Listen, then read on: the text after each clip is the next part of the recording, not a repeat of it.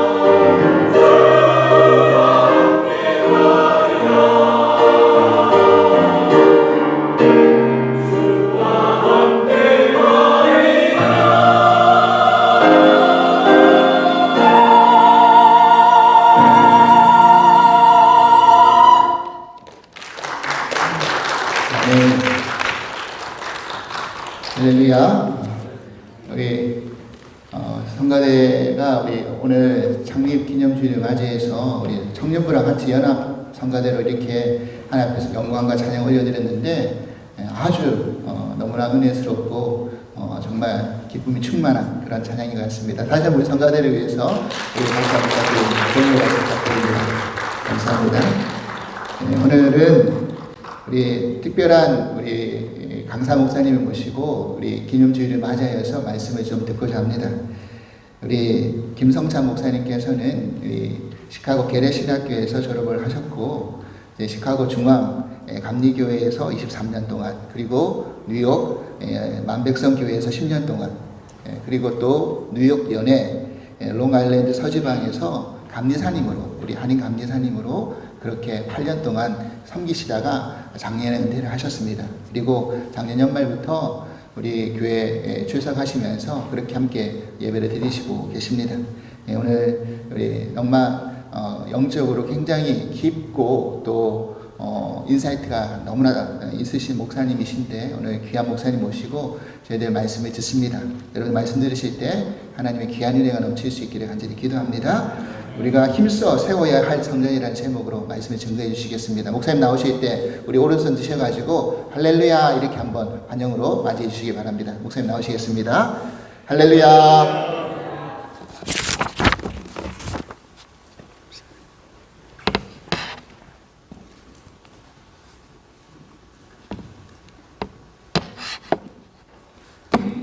우리 잠깐 기도하시겠습니다.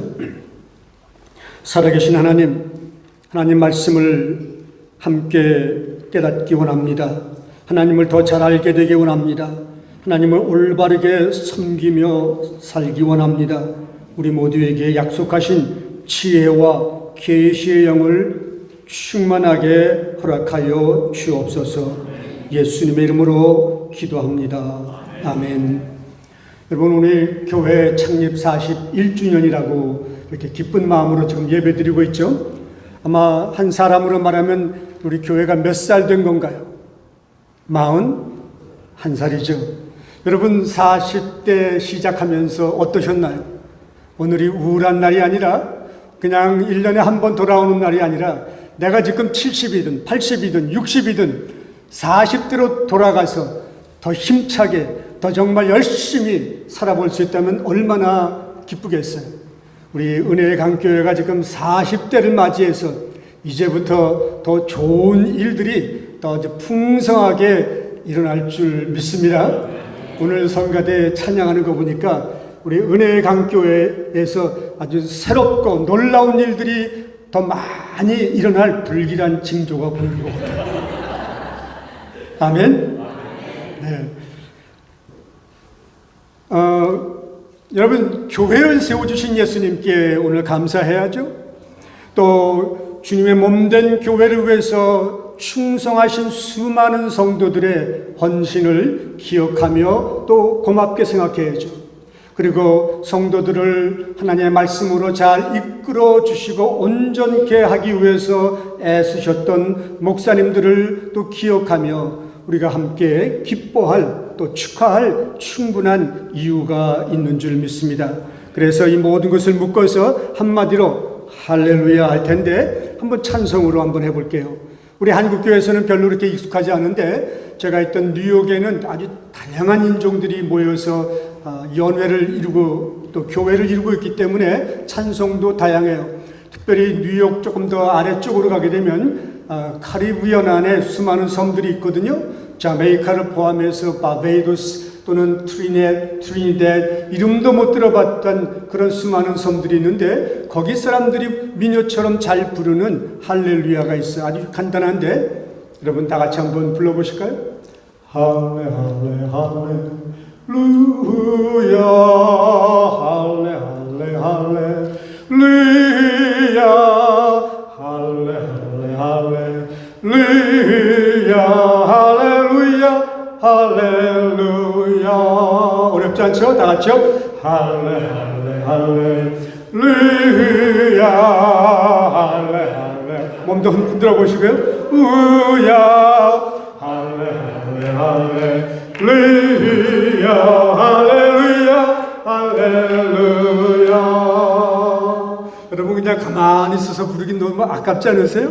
몸도 흔들어 보시고 또 손뼉도 치시는데 여러분 흥이 나면 우리말로 말하면 영이 충만해지면 마음대로 자유롭게 하나님 지난 40년을 돌이켜보면서 너무너무 감사해요. 주님이 몸된 교회를 세워주셨죠. 충성된 헌신하는 성도들을 많이 보내주셨죠. 그리고 교회를 위해서 정말 애쓰신 목사님들을 보내주셨는데 이 모든 것들을 하나님께 찬양하며 영광을 돌려드립니다. 우리 기쁜 마음으로 조금 더 빨리 한번 불러보죠. 할레 할레 할렐루야 할레 할레 할렐루야 할레 할레 할렐루야 할렐루야 할렐루야. 41주년 오늘부터 이 할렐루야 카리브 연안의 사람들의 이 찬송이 은혜의 강 교회에서도 더 자주 울려 퍼지게 될 줄 믿습니다. 여러분 한 가지 여쭤보고 싶은 것이 있어요. 41주년을 맞이하면서 여러분의 교회 은혜의 강 교회가 어떤 교회가 되기를 원하시나요? 자체 건물이 있고 좋은 시설들이 있는 교회? 교인 수가 많은 교회? 유명 인사들이 많이 출석하는 교회? 어린이 2세 아이들 또는 노인들을 위해서 다양한 교육 프로그램이라든가 훈련 모임이 있는 교회? 재정이 넉넉해서 구제, 봉사, 선교를 적극적으로 할 수 있는 교회? 어떤 교회가 되기를 원하시나요? 우리가 꿈꾸는 교회도 중요하지만은 하나님이 성경을 통해서 이렇게 되어야 한다라고 말씀하시는 성경적인 교회, 이것을 우리가 한 번 더 생각해 봐야 되겠죠? 네. 여러분, 교회란 무엇일까요? 많은 사람들이 교회라고 생각하면 빌딩을 생각하죠. 또 어떤 사람들은 교회라고 하면 집사, 권사, 장로, 목사, 이와 같은 하나의 그 조직을 생각하는 분들도 있습니다.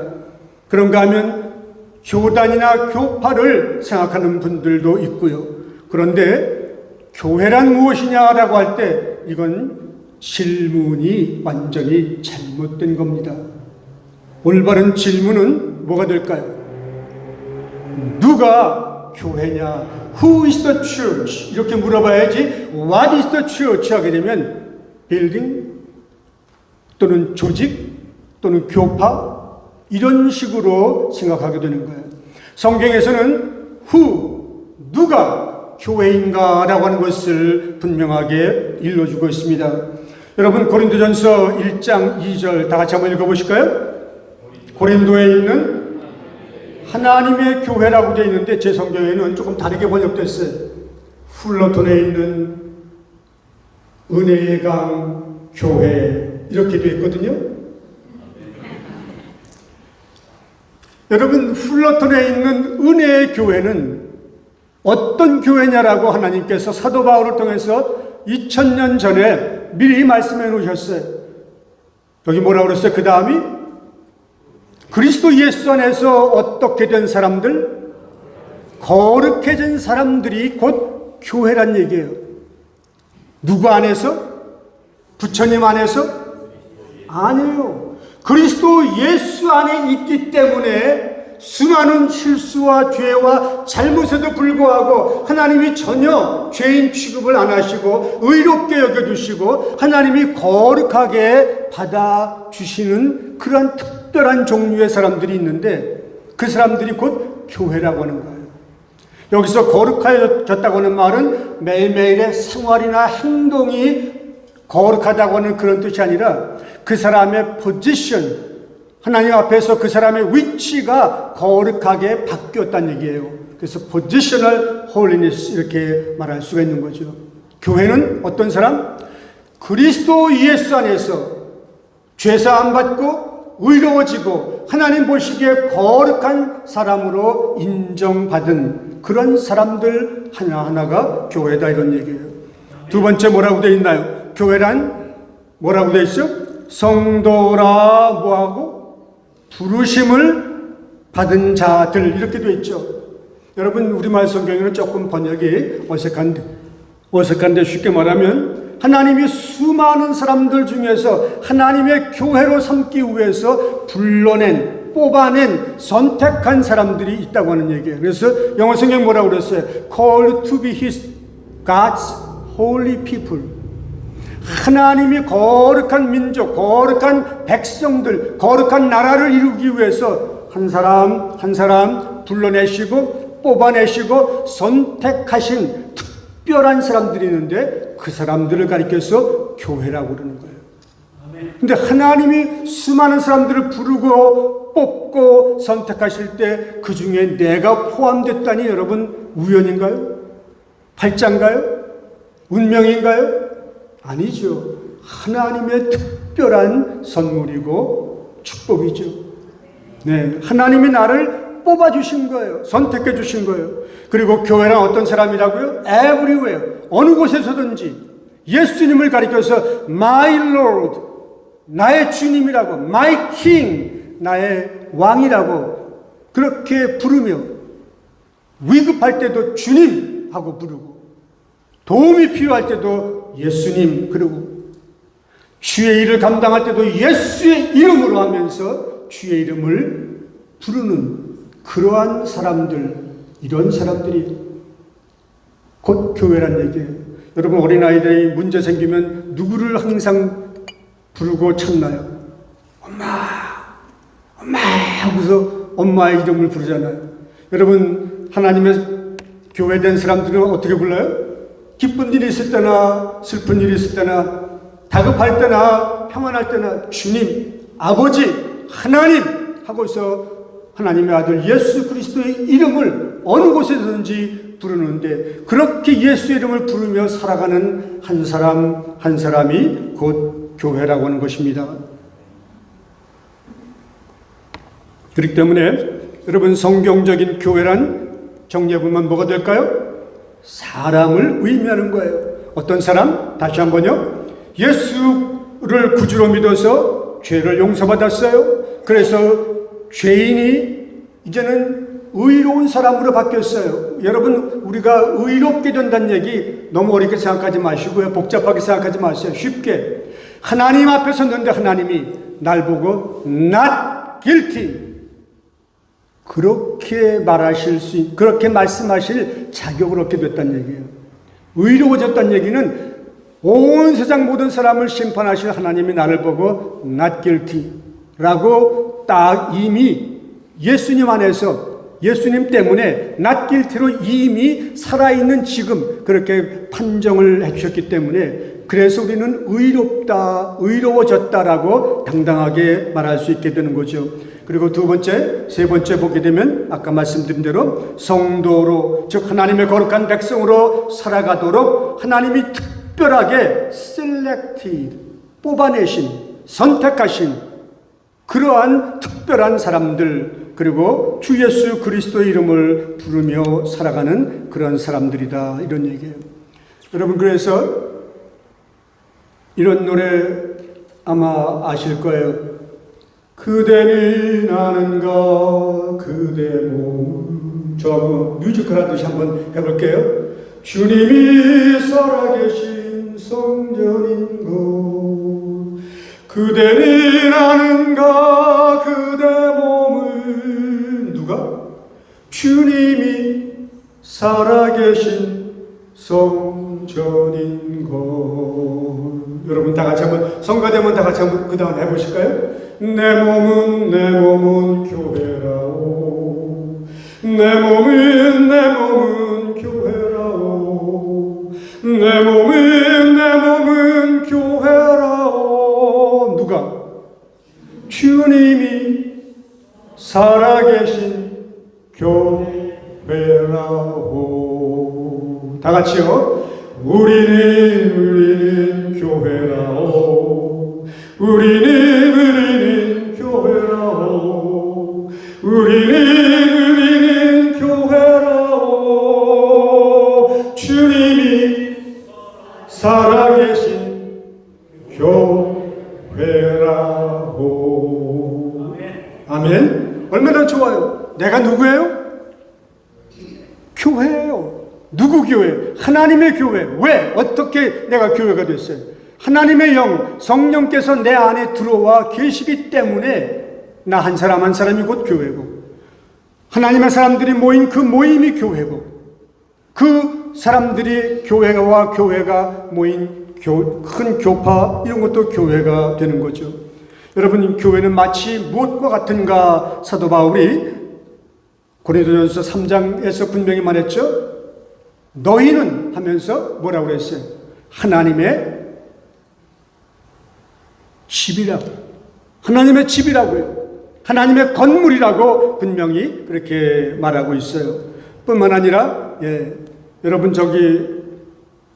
교회란 마치 뭐 같으냐면, 우리는 하나님의 집이고 너희는 너희가 하나님의 성전인 것과 그 다음 하나님의 성령이 너희 안에 거하시는 것을 알지 못하느냐, 이렇게 되어 있습니다. 여러분, 어떻게 우리가 성전이 될 수 있어요? 이렇게 부족하고 실수가 많고 허물이 많고 때로는 손가락질 받을 수도 있는 우리들이 어떻게 감히 성전이 될 수 있나요? 하나님의 성령이 내 안에 들어와 계시기 때문이지 내 생활, 내 행위가 완전해서 그런 것은 전혀 아니죠. 그래서 뭐라고 되어 있어요? 다 같이 한번 읽어보실까요? 우리는 살아계신 하나님의 성전이라. 고린도전서 6장 사도 바울이 후서 6장 16절에서 그렇게 일러주고 있죠. 그러면 교회 또는 성전된 우리들이 이제부터 더욱 힘써야 될 일은 무엇일까 한번 생각해 보겠습니다. 다 같이 한번 읽어보실까요? 내게 주신 하나님의 은혜를 따라 내가 지혜로운 무엇과 같이, 건축자와 같이 뭐를 닦아두었다고요? 터를 닦아둠에 다른 이가 그 위에 세우나 그러나 각각 어떻게 그 위에 세울까 조심할지니라. 사도 바울이 정말 지혜로운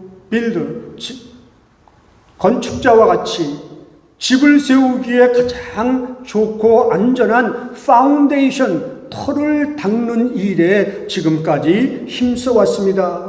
제가 닦아놓은 이 파운데이션 터 위에 각 사람마다 자기의 그 믿음의 집을, 하나님의 집을 건축해 나가야 되는데 아무렇게나 대충 지어서는 안 되고요. 조심스럽게, 신중하게, 정성을 다해서 그렇게 지어나가야 합니다. 이렇게 권면하고 있어요. 여러분, 찬송가 가운데 이런 찬송 기억나세요? 세상 모든 사람들 다 같이 집을 짓는 자니 반석 위가 아니면 모래 위에 짓네. 우리 구주 오셔서 지은 상을 줄 때 반석 위에 세운 집 무너지지 않네. 잘 짓고 잘 짓세 우리 집 잘 짓세 만세 반석 위에다 우리 집 잘 짓세. 우리 신앙생활하는 사람이나 믿지 않는 사람이나 사실은 몰라서 그렇지 다 누구나 집을 짓고 있다고 하는 얘기예요. 그런데 어떤 사람은 예수 그리스도라고 하는 반석 위에 집을 짓는가 하면 어떤 사람들은 모래 위에 집을 짓고 있다라고 찬송에서도 분명히 말하고 있죠. 여러분, 그러면 하나님의 집 또는 나라고 하는 성전을 건축할 때 가장 중요한 것이 뭐냐? 여러분, 아까 읽었던 성경 11절 다 같이 한번 다시 볼까요? 이 닦아둔 것 외에 능히 다른 터를 닦아둘 자가 없으니 이 터는 누구라고요? 철학도 아니고요, 과학도 아니고요, 다른 종교도 아니고 오직 예수 그리스도라고 하는 파운데이션, 그 터 위에 세상 모든 사람이 집을 지어야 영원하고 안전하고 그 집을 지은 수고에 대한 상을 받게 됩니다. 그렇게 말하고 있는 거죠. 그렇기 때문에 가장 중요한 것은 로케이션이 아니라 장소가 아니죠. 위치가 아니고 파운데이션, 터라고 하는 것을 말하고 있어요. 여러분, 지진이 나도 무너지지 않고, 정말 우리 인생으로 말하면 가난에도 흔들리지 않고요, 사고와 질병이 발생해도 요동치 않고요, 그 무섭다라고 생각되는 죽음이 닥쳐와도 불안하지 않는 그러한 안전한 터 위에 우리들의 영원한 믿음의 집, 성전을 건축해 나가야 되는 거죠. 여러분, 가장 안전하고도 견고한 터가 있다면 뭘까요? 재물일까요? 돈일까요? 건강일까요? 자식일까요? 지식일까요? 아니면 어떠한 파워, 권세일까요? 성경은 분명히 모든 것들이 헛되다라고 되어 있어요. 조금 전에 말씀드렸던 세상 모든 것들이 다 일시적이고 헛되다, 이런 얘기예요. 여러분, 오직 예수 그리스도만이 변치 않고 영원한 터가 된다는 얘기죠. 그렇기 때문에 우리 믿음의 사람들은 눈에 보이는 것을 주목하며 살아가는 것이 아니라 눈에 보이지 않는 것을 사모하며 귀하게 여기며 살아간다. 이 세상적인 temporary, 일시적인 것들에 집착하지 않고 영원한 것들을 바라보며 귀히 여기며 사모하며 살아가는 사람들이다. 그래서 예수 그리스도만이 영원한 우리의 파운데이션, 터가 될 수 있는 거죠. 여러분, 왜 예수 그리스도가 우리의 유일한 터전이 될 수 있다는 걸까요? 여러분, 예수님의 십자가를 통해서 나의 수많은 죄를 용서받았죠. 그래서 정말 죄 때문에 더 이상 고통스러워할 필요가 없고, 하나님이 나를 불의한 사람인데도 불구하고 not guilty, 죄가 하나도 없는 의로운 사람처럼 이미 받아주셨죠. 그리고 예수님이 부활하심으로 말미암아 죽어도 살 수 있는 확실한 증거를 보여주셨고요. 그리고 예수님 안에서 이제는 예수님 대신 우리에게 찾아오신 성령님과 날마다 함께 걷고 함께 살아갈 수 있고, 우리가 이 땅을 떠나서 하나님의 부름을 받았을 때에 집이 없는 사람처럼 떠나는 것이 아니라 분명한 하나님의 나라 천국에서 다시 부활하여 영생할 수 있는 이러한 확실한 약속을 받았으니 얼마나 감사한가요? 그렇기 때문에 그 예수 그리스도, 눈에 보이지 않는 영원한 그러한 파운데이션 위에 우리의 집을 열심히 지어나가야 되는 거죠. 제가 뉴욕을 떠나기 전에 우리 감독님과 우리 다른 감사님들 모임에서 LA 가게 되거든 주소가 어떻게 되는지 꼭 적어서 보내달라고 그러시더라고요. 그래서 제가 그랬어요. LA 가서도 몇 번 아마 집을 옮기게 될 것 같습니다. 그래서 그 주소는 지금 제가 정확하게 알 수는 없지만은 제 퍼머넌트 애드레스를 드리겠다고 그랬어요.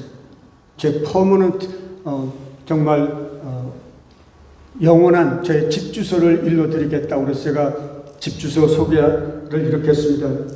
316 St. John Street. 요한복음 3장 16절이 바로 그거죠.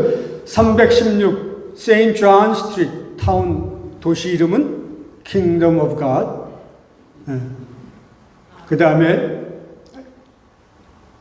룸 넘버는 사실은 타운 이름은 City of God, Holy City라고 말씀드리고, 그건 스테이트는 나라 이름은 Kingdom of God. 그 다음에 룸 넘버가 있을 텐데, 내가 천국, when I arrive in the Kingdom of God, the room number will be assigned to me. 방 번호는 내가 하나님 나라 천국 가면 저에게 아마 배정이 되겠죠. 이게 내 퍼머넌트 애드레스입니다. 템포러리 애드레스는 LA, 어디가 될지 저도 잘 모르는데, 여러분 똑같지 않으세요? 여러분도 지금 어디에 살든지 상관없이 여러분의 마지막 파이널 애드레스, 마지막 도착해서 거하게 될 주소를 분명히 알고 계세요? 316 St. John Street, Holy City, 거룩한 성. 우리 찬양 많이 하죠? Kingdom of God.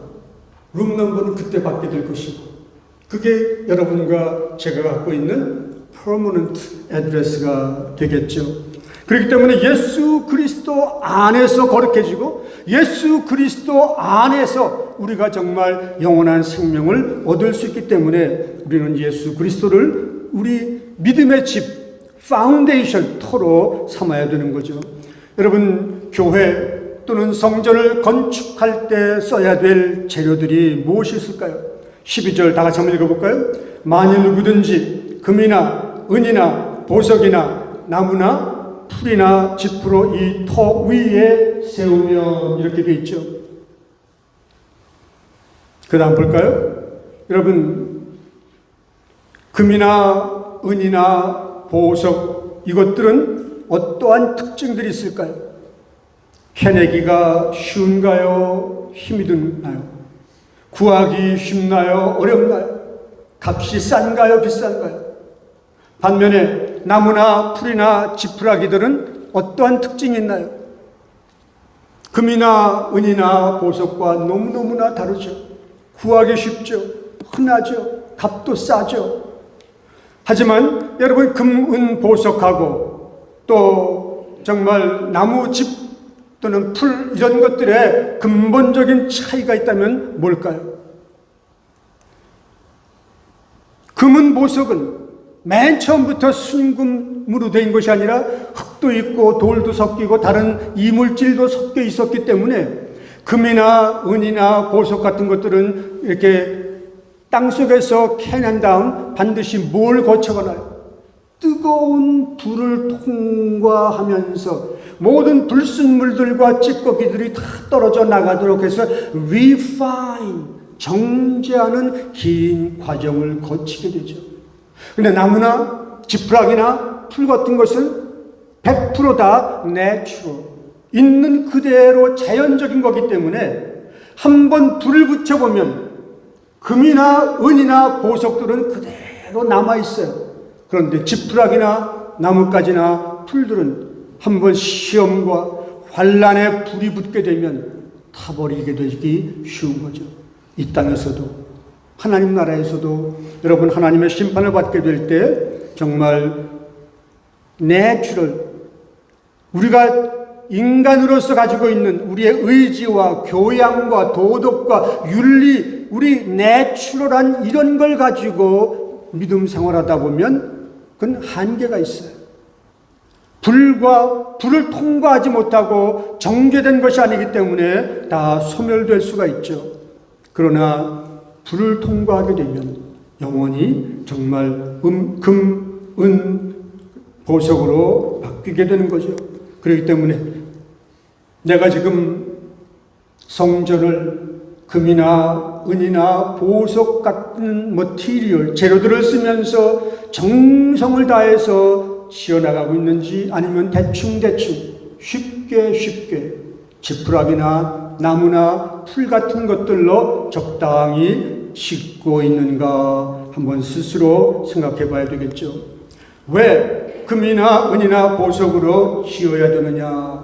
우리 다 같이 한번 읽어보실까요? 13절. 각 사람의 공적이 나타날 터인데 그날이 공적을 밝히리니 이는 불로 나타내고 그 불이 각 사람의 공적이 어떠한 것을 시험할 것임이라. 그날이, the day, 그날이 있다는 얘기예요.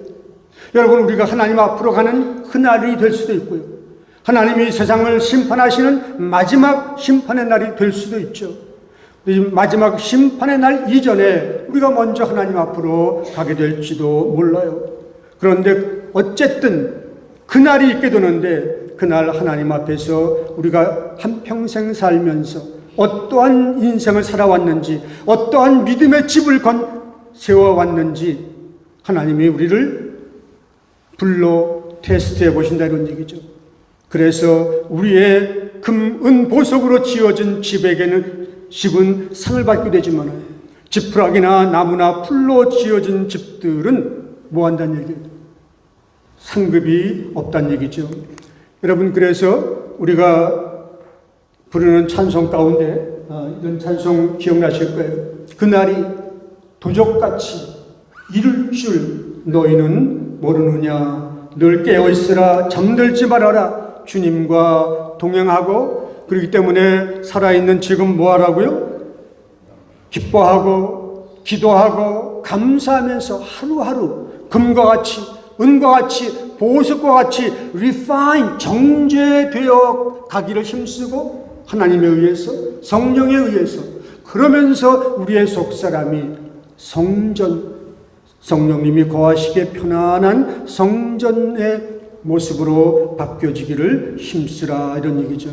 그러면서 14절 보게 되면 만일 누구든지 그 위에 세운 공적이 그대로 있으면 reward, 상을 받게 되지만 누구든지 그 공적이 불타서 없어지게 되면 해를 큰 손해를 보게 되는데 그러나 자신은 구원을 받기는 하지만은 불 가운데서 건져낸 그러한 구원을 받을 수밖에 없다.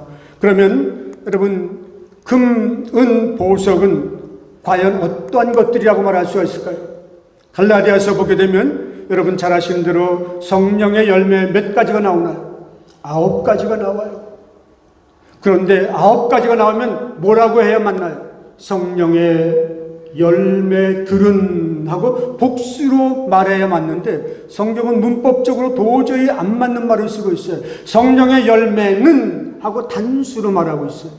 그리고서는 9가지를 쭉 얘기하는 거예요. 성령의 열매 9가지는 각각 다른 것이 아니라 예수 그리스도께서 갖고 계셨던 성품의 9가지 모습을 일러주기 때문에 예수 그리스도를 믿고 따르는 사람도 예수 성령 안에서 이와 같이 예수님처럼 사랑할 줄 알고 기뻐할 줄 알고 평화롭게 지내게 되고 오래 참을 수 있고 친절하게 될 수 있고 이렇게 9가지의 그 열매가 곧 금과 은과 보석과 같은 것을 의미하는 material 재료라고 말할 수가 있어요. 착하고 선하고 자기를 다스릴 줄 알고 절제할 줄 알고 흔들리지 않고 변치 않고 충성되고 신실하고 반면에 나무나 풀이나 지푸라기는 뭘까요? 여러분 갈라디아서 계속해서 보게 되면 우리 육체 비록 거듭났고 구원받았어도 우리가 갖고 있는 우리 그 육신적인 것 우리 몸이 아니라 우리 육신적인 욕심, 욕정 이런 것들이 그리스도의 사람들을 괴롭히고 또 잘못된 곳으로 끌고 갈 수 있는데 음행과 더러움과 음란과 우상을 섬기며 또는 서로 미워하고 다투고 시기하고 서로 갈라서고 그 밖에 술에 취하며 흥청거리며 쾌락을 추구하고 이런 것들이 얼마든지 나타날 수가 있는데 이런 것들이 곧 지푸라기와 나뭇가지와 풀로 집을 지어나는 것, 가는 것과 같다. 그러면서 16절 보게 되면 너희가 하나님의 성전인 것과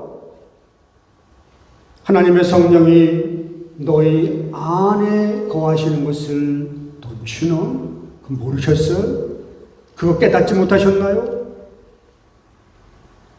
하나님은 예수 그리스도를 통해 하나님을 믿는 하나님의 자녀들 속에는 눈에 보이는 것은 심장이 있고 위가 있고 대장, 소장 이런 것들 뿐이겠지만은 눈에 보이지 않는 하나님의 거룩한 영이 그 심령 속에 살아있기 때문에 성전이 되는 것인데 그 성전을 금, 은, 보석같이 성령의 그 9가지 열매로 설명될 수 있는 그런 것들로 지어나가야 되지 않겠습니까? 누구든지 하나님의 성전을 더럽히게 되면 하나님이 그 사람을 멸하시게 되고요. 하나님의 성전이 거룩하기 때문에 하나님을 믿는 성도 한 사람도 거룩해야 되는 겁니다. 여러분 성령의 열매와 그 다음에 육체의 열매 사이에는 어떠한 그 차이가 있을까요? 성령의 열매는 경건 또는 거룩함에 이르기 위한 훈련과 연습이 끊임없이 필요합니다. 그런데 육체의 행위들, 육체가 하는 일들은 훈련할 필요가 없어요. 연습할 필요가 없어요. 왜? 저절로 오토매틱하게 되기 때문에. 한번 여쭤볼게요. 여러분, 우리 육신을 따라해 인간적으로 내추럴하게 살아가다 보면 뭐를 잘한다는 얘기예요. 시기도 잘하고 질투도 잘하고 성적으로 음란해지기 쉽고 그게 저절로 된다는 얘기예요. 여러분, 내가 누구 좀 한번 시기해봐야지 하고서 시기하는 법, 질투하는 법을 배우고 연습하고 훈련한 적이 있어요? 육체의 일들은 분냄이라고 되어 있는데 누구를 미워하고 누구를 못살게 굴기 위해서 학원에 가서 또는 책을 보면서 연습하고 훈련했나요? 거짓말하는 거 저절로 돼요. 누굴 속이는 거 어디서 배운 것도 아닌데 자동적으로 돼요. 이런 것들은 훈련이 필요 없어요. 경건에 이르는 연습이나 훈련이 필요 없이 저절로 되거든요.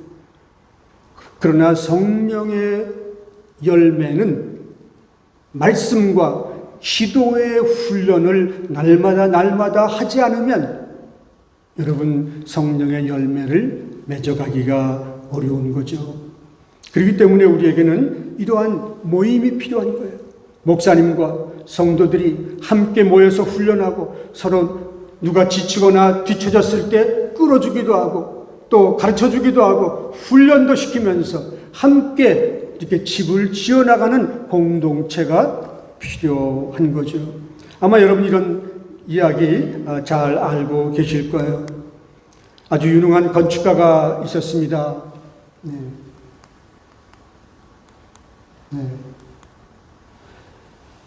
큰 건설 회사에서 오랫동안 일했던 그가 드디어 은퇴할 나이가 되었죠.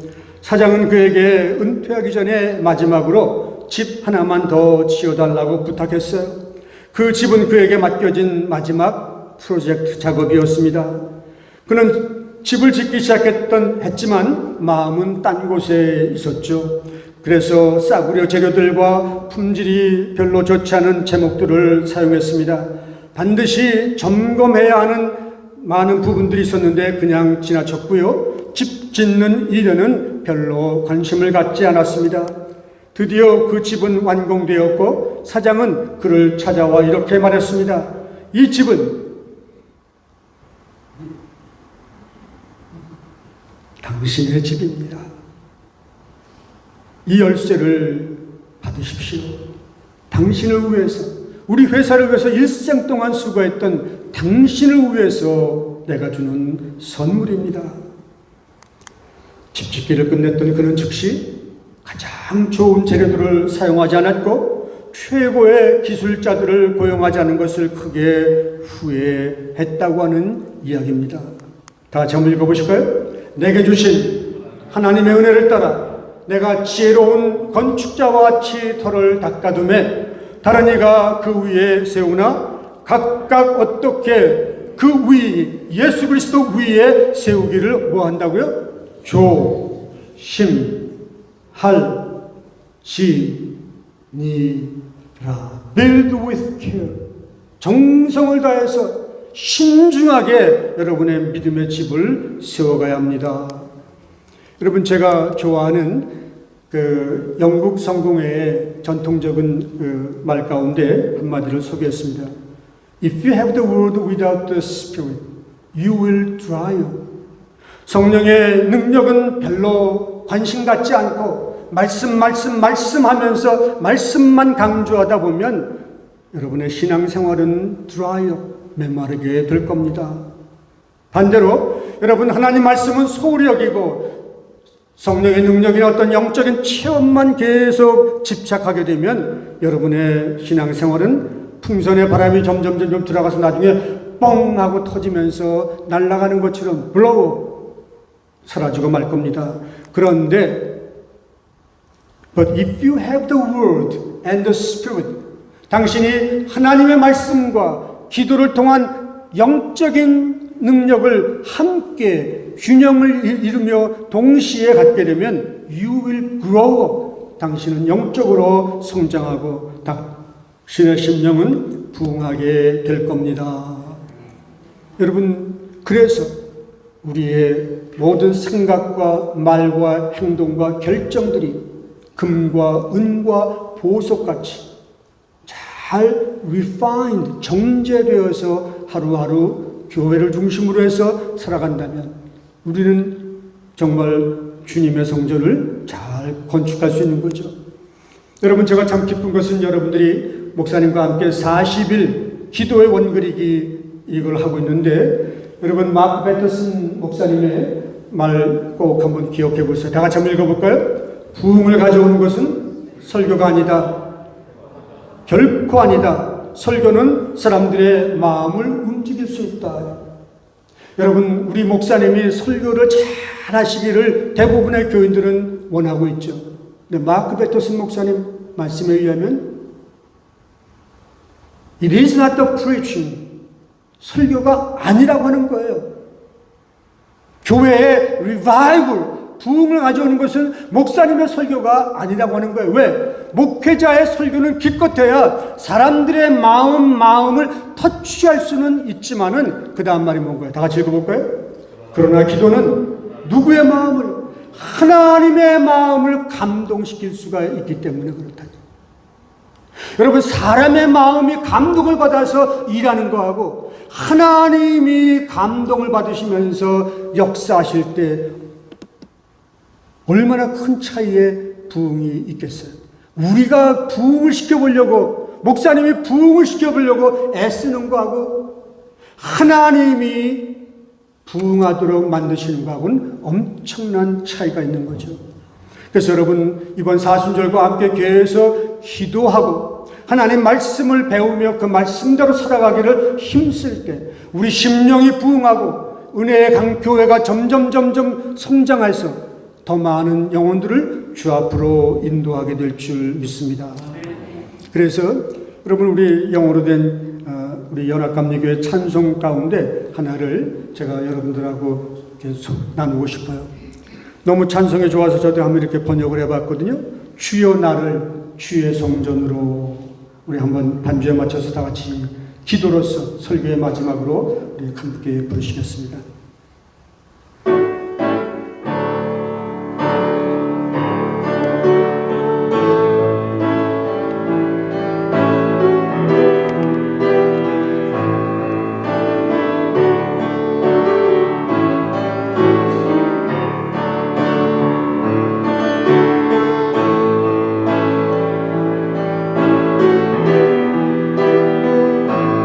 기도라고 생각하면서 다 같이 천천히 불러볼게요. 주여 나를 주의 성전으로 정결하고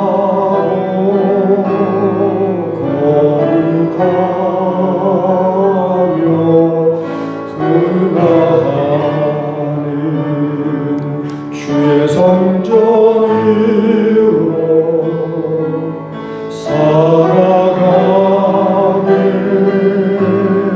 하소서. Lord, prepare me to be a sanctuary, pure and holy, tried and true, with thanksgiving I'll be a living sanctuary for you.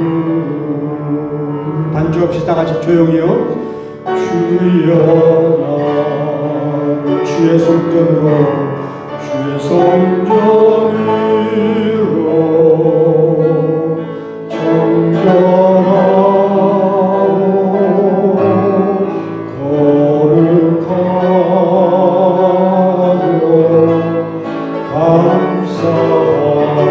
감사하는 주의 성전으로 살아가게 하소서. Lord, prepare me to be a sanctuary, pure and holy, and true. With thanksgiving, I'll be your living sanctuary for you. 하나님,